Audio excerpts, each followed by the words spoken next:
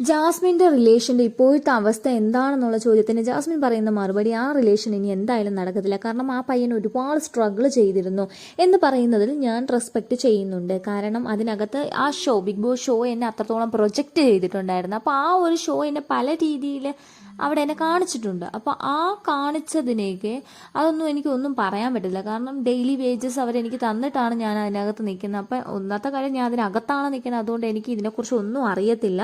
അപ്പോൾ ഇത്രയും പ്രൊജക്റ്റ് ചെയ്തിട്ടും ആ ഒരു പുള്ളി എനിക്ക് വേണ്ടി കുറച്ച് നിന്നു എന്നുള്ളത് സത്യമാണ്. പക്ഷേ കുറേ ആൾക്കാർ എന്നെ മാനിപ്പുലേറ്റ് ചെയ്യാൻ വേണ്ടി ശ്രമിച്ചിട്ടുണ്ടായിരുന്നു. അതായത് ഞാൻ വിശ്വസിച്ച് പോയ, അല്ലെങ്കിൽ എനിക്ക് വേണ്ടി എൻ്റെ സ്വന്തം എൻ്റെ പ്രിയപ്പെട്ടവരെന്ന് പറഞ്ഞ് നിന്ന അവർ ചില മോണിറ്ററി ആവശ്യങ്ങൾക്ക് വേണ്ടി മാത്രം പല രീതിയിലും എൻ്റെ ഫാമിലി ഉൾപ്പെടെയുള്ളവരെ പല രീതിയിലും ഉപയോഗിച്ചു. അപ്പോൾ അത് ആരാണെന്ന് നമുക്ക് പറയണ്ടല്ലോ.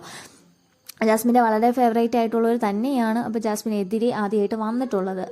അപ്പോൾ ആ പയ്യനെ ഉപയോഗിച്ച് പലതും അവർ പുറത്തു വിട്ടു എന്ന് തന്നെ പറയാം. അപ്പോൾ വൈൽഡ് കാർഡ് വന്നപ്പോൾ തന്നെ ഇത്രയും വോയിസൊക്കെ പുറത്തു വന്നു എന്നറിയുമ്പോൾ ഞാൻ ആകെ ഷോക്കായി പോയി. അപ്പോൾ ഓൾറെഡി ഞാൻ പറഞ്ഞിട്ട് പോയതാണ് ഒരു ഷോ എന്താണ് ഈ ഷോ എനിക്ക് എന്താണെന്ന് അറിയത്തില്ല, എന്താണെങ്കിലും ഞാൻ പോയിട്ട് തിരിച്ചു വരും എന്നുള്ള കാര്യം ഞാൻ ഇവിടെ ഓൾറെഡി പറഞ്ഞിട്ട് പോയ കാര്യമാണ്. അപ്പോൾ ഞാൻ അതിൻ്റെ അകത്ത് എന്താണ് ഇപ്പോൾ ഇങ്ങനെയൊക്കെ സംഭവിച്ചു. അപ്പോൾ ഞാൻ പുറത്തിറങ്ങിയിട്ട് വന്ന് കാല് പിടിച്ച് സോറി പറയാൻ പോലും ഞാൻ തയ്യാറായിരുന്നു. അപ്പോൾ അത്രത്തോളം, കാരണം ഇതെൻ്റെ തെറ്റാണ്, ഞാൻ അത് അക്സെപ്റ്റ് ചെയ്യുന്നുണ്ട്. പക്ഷേ ഇപ്പോൾ എന്നെ വലിച്ചു കീറാൻ ഇട്ട് കൊടുത്ത ആളുകളാണ്. അപ്പോൾ അവർക്ക് ഫ്രണ്ടില്ല. അപ്പോൾ അതിനു വേണ്ടി ഞാൻ എനിക്കതിന് നിൽക്കാൻ പറ്റത്തില്ല. ഞാൻ കൺഫ്യൂസ്ഡ് ആയിപ്പോയി, അല്ലെങ്കിൽ എനിക്ക് എൻ്റെ റിലേഷൻ ഒരു ഡെഫിനിഷൻ ഇല്ല, അങ്ങനത്തെ ഒരു സാഹചര്യം ആയിപ്പോയി. അപ്പോൾ ഇതെല്ലാം അവിടുത്തെ എൻ്റെ കുറച്ച് പ്രാന്തായിരുന്നു. അപ്പോൾ അത് ഒരു പരിധി കഴിഞ്ഞപ്പോൾ ഇവരെന്നെ ചെയ്തതെന്ന് വെച്ചാൽ എൻ്റെ പേഴ്സണൽ ചാറ്റ് ഉൾപ്പെടെയുള്ള സാധനങ്ങൾ ഇവരെല്ലാം കൂടെ പുറത്തു വിട്ടു.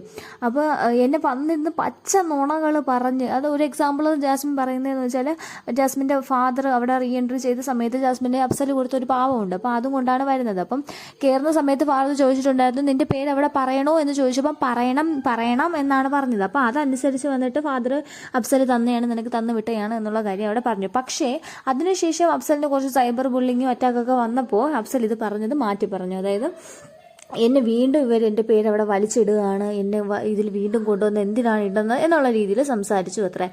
അപ്പോൾ ഗബ്രീനോടൊക്കെ വേറൊരു ഇൻ്റർവ്യൂ ജാസ്മിൻ കണ്ട ഒരു അഫ്സലിൻ്റെ ഒരു ക്ലിപ്പ് കേട്ടതെന്ന് വെച്ചാൽ ഗബ്രിയോട് ജാസ്മിൻ ഇങ്ങനെ അഫ്സലിൻ്റെ പേര് പറഞ്ഞപ്പോൾ അഫ്സൽ പറഞ്ഞത് ഈ കൊച്ച് എന്തിനാണ് എൻ്റെ പേരൊക്കെ അവിടെ പറയുന്നതെന്ന്. അപ്പോൾ ഇങ്ങനെ പറഞ്ഞ ആൾ ജാസ്മിൻ ബിഗ് ബോസ് ഷോയിലേക്ക് പോകുന്ന സമയത്ത് ജാസ്മിൻ്റെ ഇയാളെയും കൂടെ ഒരു ഫോട്ടോ ഫ്രെയിം ചെയ്ത് ജാസ്മിനെ കൊണ്ടുപോകാൻ വേണ്ടി. അപ്പോൾ അങ്ങനെയാണെങ്കിൽ ജാസ്മിൻ ചോദിക്കുന്നതെന്ന് വെച്ചാൽ ഇപ്പോൾ ഇങ്ങനെ കൊണ്ടുപോകുമ്പോൾ വിത്ത് ഫോട്ടോ ഉൾപ്പെടെ ഈ ആളെ പേര് റിവീൽ ആകുകയല്ലേ എന്നാണ്. അപ്പോൾ ജാസ്മിൻ പറയുന്നത് വെച്ചാൽ 3 മാസം കഴിഞ്ഞ് എന്തായാലും ഞാൻ തിരിച്ചു വരുമല്ലോ. അതായത് അതിനകത്ത് ജാസ്മിന് 1.5 കൊല്ലത്തെ 3 മാസവും അവിടെ നിന്നിട്ടുള്ളെങ്കിലും 1.5 കൊല്ലത്തിൻ്റെ അനുഭവങ്ങളാണ് അവിടെ നിന്ന് കിട്ടിയിട്ടുള്ള. അത്രത്തോളം ഒരു കാലദൈർഘ്യം ഉണ്ടായിരുന്നു. സോ ഞാൻ മരിച്ചിട്ടില്ലെങ്കിൽ ഞാൻ ഉറപ്പായിട്ടും എൻ്റെ പ്രിയപ്പെട്ടവരുടെ അടുത്ത് എന്തായാലും ഞാൻ തിരിച്ചു വരും.